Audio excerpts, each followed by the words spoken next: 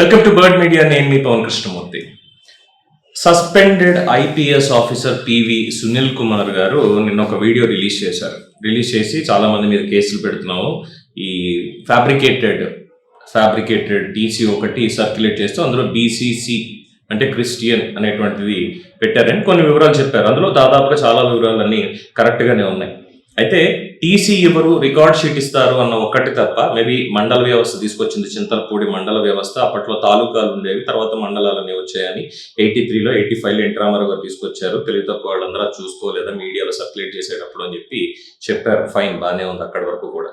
Yes, social మీడియాలో వచ్చినవో లేదంటే CST forum అని వాళ్ళు ఇంకొకళ్ళు ఏదో పెట్టారు, ఇది చేశారంటే వాళ్ళకి మాత్రం ఎక్కడి నుంచి వచ్చింది అన్న లాజిక్ ని చాలా మంది క్వశ్చన్ చేస్తున్నారు. ఇప్పుడు అదేదో ఆయనకి సంబంధించినటువంటి ఆధారాలు, ఒక టీసీ ఇది లేదు అంటే మీ దగ్గర ఉన్నటువంటి ఒరిజినల్ డాక్యుమెంట్ తీసి చూపించండి, దాన్ని బట్టి ఇదిగో వీళ్ళు సర్క్యులేట్ టాపిక్ చేస్తున్నారు కాబట్టి వీళ్ళ మీద కేసులు పెడుతున్నామని ఏదో ఓవరాల్ గా చెప్పేస్తే కాదు అంటూ చాలా మంది క్వశ్చన్ చేశారు. అది అయ్యింది. అండ్ ఎస్, దాంట్లో ఇంకా చాలా అభ్యంతరకరంగా మాట్లాడినటువంటి మాటలు కొన్ని ఉన్నాయి. బ్యాంకుల దొంగ 2,000 కోట్ల రూపాయలు దొంగ సర్క్యులేట్ చేస్తున్నాడు ఉండి ఎమ్మెల్యే రఘురామకృష్ణరాజు, ఇది అంటూ మేబీ ఆ పేరు వచ్చిందో తెలియదు కానీ బ్యాంకుల దొంగ అంటూ మాట్లాడుతున్నారు. అఫ్ కోర్స్ అందరికీ తెలిసింది ఆయన టార్గెట్ చేసింది రఘురామకృష్ణరాజు గారిని అని. ఆ స్క్రీన్ షాట్ లో చూపించినటువంటి నంబర్ కానీ ఇది కానీ ఆయన ఈ గ్రూప్ లో షేర్ చేస్తున్నాడు అంటూ పెట్టారు. అది ఒకటి. అలాగే విజయవాడ పోలీసులు, క్రైమ్ పోలీసులు, సైబర్ క్రైమ్ పోలీసులకి కంప్లైంట్ ఇస్తున్నాము, అందులో వీళ్ళు ఉన్నారు, అలాగే ఇతరులు కూడా ఉంటారు, ఖచ్చితంగా లీగల్ యాక్షన్ తీసుకుంటామని చెప్పడం జరిగింది. అది ఒక పాయింట్. అండ్ ఆ టీసీ అయితే ఏదైతే సోషల్ మీడియాలో సర్క్యులేట్ అయిందో, ఇన్ఫాక్ట్ మన దాంట్లో కూడా వీడియో చేసింది దాని మీద, ఇలా ఉందిట ఇది మరి అని. దానికి సంబంధించింది అయితే ఒకవేళ అదే ఫ్యాబ్రికేటెడ్ అయితే ఒరిజినల్ ఏంటి, ఒరిజినల్ ఇదిగో ఇది అని చెప్పి చూపించాలి కదా. అఫ్ కోర్స్ దానికి కూడా మళ్ళీ చెప్పొచ్చు, ఏంటంటారు ఒరిజినల్ నేను ఎందుకు చూపించాలి అసలు అని. కరెక్టే, అది కూడా ఒక రకంగా చెప్పాలంటే ఆయన వ్యక్తిగతమైనటువంటి డాక్యుమెంట్ ని ఎందుకని చూపించాలి. అయితే ఇక్కడ పబ్లిక్ అడిగేటువంటి పాయింట్ ఏంటంటే ఆయనకున్న రైట్ తోటి ఏకీభవించాలి, ఇటు పబ్లిక్ అడుగుతున్నది కూడా ఒకసారి పరిగణలోకి తీసుకోవాలి. ఎందుకు అని అంటే మరి మీ దగ్గర ఉన్నటువంటిది ఒరిజినల్ లేదు, బయట సర్క్యులేట్ అయ్యేటువంటి ఫ్యాబ్రికేటెడ్ అంటే అందులో బీసీసీ అనో అలాగే పేర్లు రాసే దగ్గర పూర్తి పేరు రాస్తారు, పాతాళ వెంకట సునీల్ కుమార్ అనో ఏదో రాస్తారు అని చెప్పని అన్నారు. టీసీ దగ్గరకు వచ్చేసరికి వాస్తవంగా అయితే కొంతమందికి పూర్తి పేరు, ఇంటి పేరుతో సైతం రాస్తారు, కొంతమంది ఏంటంటే ఊరికే ఇనిషియల్స్ తోటి రాసేసిన వాళ్ళు కూడా ఉన్నారు, లేకపోలేదు స్కూళ్ళలో, అది కూడా ఉండింది. అలాగే ఈ మండలాలకు సంబంధించి 1977 అన్నటువంటిది, అసలు నేను చింతలపూడిలో ఆ సిఎస్ఐ స్కూల్లోనే చదవలేదు అని, ఆ స్కూల్ ఏంటో కూడా నాకు తెలియదు అని చెప్పని, ఆ బోయగూడెం ఏదైతే ఉందో అక్కడ నాకు అసలు సంబంధం లేని దాన్ని ఏ విధంగా మరి సోషల్ మీడియాలో మాట్లాడతారు, ఫ్యాక్ట్ చెక్ చేసుకోవద్దా అని ప్రశ్నించారు. కరెక్టే, ఫ్యాక్ట్ చెక్ చేసుకోవాలి, చేసుకున్న తర్వాతే పెట్టాలి. కొన్నిసార్లు ఏమవుతుందంటే ఫ్యాక్ట్ చెక్ చేసే దగ్గర కొంతమందికి సంబంధించి, అందరికీ ఉంటుందండి, కొంతమందికి సంబంధించి ఒకటి వస్తుంది అంటే సోషల్ మీడియా మొత్తం అంతా వాళ్ళ మీద కాన్సన్ట్రేట్ చేసి ఉంటుంది. అలాగే పివి సునీల్ కుమార్ గారి మీద చాలా మంది ఉన్నారు. ఎందుకంటే ఇటీవల కాలంలో ఆయన చేస్తున్నటువంటి పనులు, మాట్లాడుతున్నటువంటి మాటలు, ఇంకా సస్పెన్షన్లోనే ఉన్నారు. రేపు జూన్లోనే ఇప్పుడు ఆయన కంప్లీట్ రిటైర్మెంట్ దగ్గర పడింది ఆయనకి.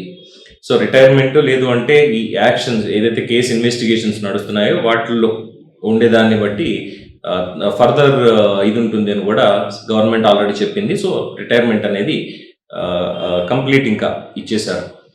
ఆల్మోస్ట్ అప్పటి వరకు సెకండ్ టైం కూడా సస్పెన్షన్ ని పొడిగించింది అనేది, అంటే వివాదాల్లో ఉన్నారు కాబట్టి, వివాదాస్పదమైనటువంటి అధికారి కాబట్టి సస్పెండ్ చేశారు కదా, మరి దానికి ఎందుకు ఆయన వచ్చి ఇలా చేస్తారు. అందులోనూ రఘురామకృష్ణరాజు గారి కస్టోడియల్ టార్చర్కి సంబంధించి సునీల్ నాయక్ ఆల్రెడీ స్టేట్మెంట్ ఇచ్చారు. ఏమని, ఆ రోజు ప్రభుత్వాన్ని ఇలా విమర్శిస్తున్నారు అన్నటువంటి పేరుతోటి, ప్రభుత్వాన్ని విమర్శిస్తున్నారు కాబట్టి కేసు నమోదు చేయండి, కంప్లైంట్ ఇవ్వండి అని ఆ రోజు మన సిబిసిఐడి డీజీగా, అదనపు డీజీగా ఉన్నటువంటి పివి సునీల్ కుమార్ ఆర్డర్ ఇస్తేనే నేను చేశాను అని చెప్పి ఆయన అన్నాడు. ఆయన కూడా పోలీసులు పిలిచినప్పుడల్లా విచారణకు రావాలని కోర్టు చెప్పింది, అది కూడా ఉంది. సో దాని మీద కేసు నమోదైంది, ఎంక్వైరీ జరుగుతుంది కాబట్టి సస్పెన్షన్లోనే ఉంచారు. అందులో పివి సునీల్ మీద ఈయనకి ఉండేటువంటి వ్యక్తిగతమైనటువంటి కక్ష రఘురామకృష్ణరాజు గారికి ఏముంటుంది, అందులో ఏమి ఉండేటువంటి అవకాశం లేదు. అలాగే గతంలో ఆయన మీద ఉన్నటువంటి కేసులు కానీ మిగతా వివరాలు కానీ అందరికీ తెలిసినటువంటిదే.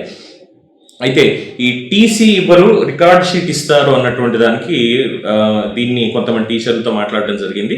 ఎస్, డెఫినెట్గా టీసీ కూడా ఇస్తారు, రికార్డ్ షీట్ ఒక్కటే ఉంటుంది కాదు, 5వ తరగతి పూర్తి చేసిన తరువాత లేదా మధ్యలో పాఠశాల మారాలి అనుకున్నప్పుడు బదిలీ ధృవీకరణ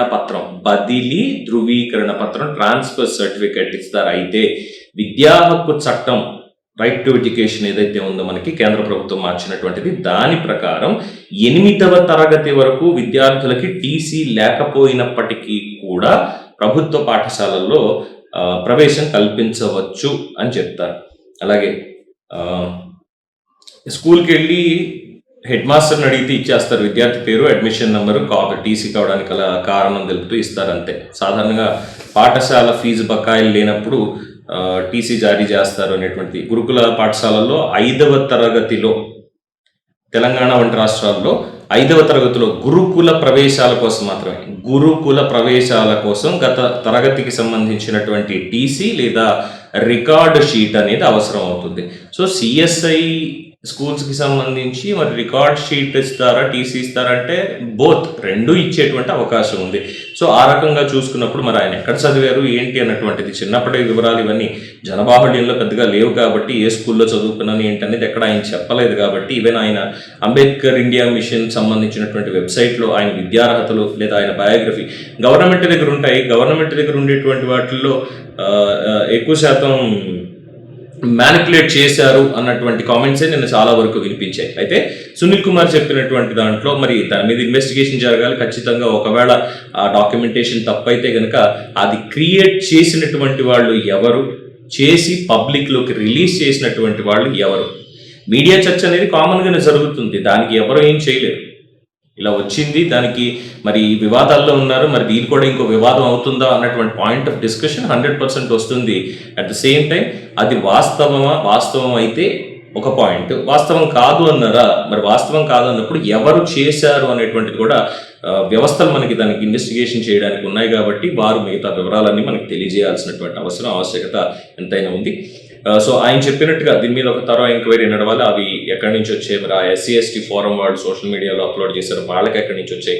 అలాగే లీగల్ రైట్స్ అబ్జర్వేటరీ అనేటువంటి వాళ్ళ డాక్యుమెంటేషన్లో మిగతా ఉన్నటువంటి వివరాలు ఇవి ఓవరాల్గా అంత ఎందుకంటే DOPT దగ్గర, సెంట్రల్ హోమ్ మినిస్టర్ దగ్గర ఈయన ఎక్కడ చదువుకున్నారు ఏంటి అనేటువంటి ఫుల్ డీటెయిల్స్ ఉంటాయి. సివిల్స్ కదా మరి ప్రిపేర్ అయ్యింది, IPS ఆఫీసర్ కదా. సో ఆయన స్కూల్ కండక్ట్ సర్టిఫికెట్స్ ఇవన్నీ కూడా ఉంటాయి కాబట్టి ఒకసారి ప్రభుత్వం DOPT వాళ్ళు లేదు స్టేట్ గవర్నమెంట్ దగ్గర కూడా మొత్తం డాక్యుమెంటేషన్ అనేది వీళ్ళ దగ్గర అవైలబుల్ ఉంటుంది. ఒకవేళ వీళ్ళిద్దరి దగ్గర నుంచి రావడం ఆలస్యం అయితే సునీల్ కుమార్ గారే ఒకసారి వారి ఆ ట్రాన్స్ఫర్ సర్టిఫికెట్ 5వ తరగతితో లేదా ఏ స్కూల్లో చదువుకున్నారో కంప్లీట్గా ఆ స్కూల్కి సంబంధించినటువంటి ట్రాన్స్ఫర్ సర్టిఫికెట్ ఇవన్నీ కూడా ఒకసారి సోషల్ మీడియాలోని, ఎందుకంటే దాంతో మిగతా వాళ్ళు ఎవరికి పెద్ద ఉపయోగం ఉండదు. దాన్ని ఏదో ఫోర్స్ చేసో లేదంటే దాన్ని యూజ్ చేసుకొని స్కామ్లు చేస్తారు, ఇంకోటి చేస్తారు అనడానికి అవకాశం లేదు కాబట్టి పబ్లిక్ డిమాండ్ మేరకు, ఎందుకంటే అడుగుతున్నారు కాబట్టి చాలామంది ఆ ట్రాన్స్ఫర్ సర్టిఫికేట్ ఏదో ఒకసారి పోస్ట్ చేసే సోషల్ మీడియాలో క్లారిఫికేషన్ ఇచ్చి తర్వాత హ్యాపీగా ఎవరైతే ఇది మొత్తం ఒకవేళ తప్పు చేసి ఈ ఫ్యాబ్రికేటెడ్ డాక్యుమెంట్స్ క్రియేట్ చేశారో అలాంటి వాళ్ళు ఉన్నారు అని తేలితే మాత్రం నిజంగా వాళ్ళని శిక్షించడంలో ఎటువంటి తప్పు లేదు అనేది ఇంకొక అభిప్రాయం వినిపిస్తోంది. చూద్దాం. మొత్తానికి పివి సునీల్ కుమార్ గారి విషయంలో, ఈ సర్టిఫికెట్స్ విషయంలో ఆయనేమో అది ఫేక్, ఫ్యాబ్రికేటెడ్ అంటున్నారు, సైబర్ క్రైమ్ వాళ్ళకి కంప్లైంట్ ఇస్తున్నాము అంటున్నారు, సర్క్యులేషన్లో ఉంది కాబట్టి ఎవరు చేశారో వాళ్ళందరి మీద పెడతామని అంటున్నారు. మరి అది క్రియేట్ చేసినటువంటి వాళ్ళు ఎవరు, దీనికి సమాధానం ఎప్పుడు దొరుకుతుంది అనేది లెట్స్ వెయిట్ అండ్ సీ. దీని మీద మీ అభిప్రాయం తెలియచేయండి. చూస్తూనే ఉండండి ది బర్డ్ మీడియా.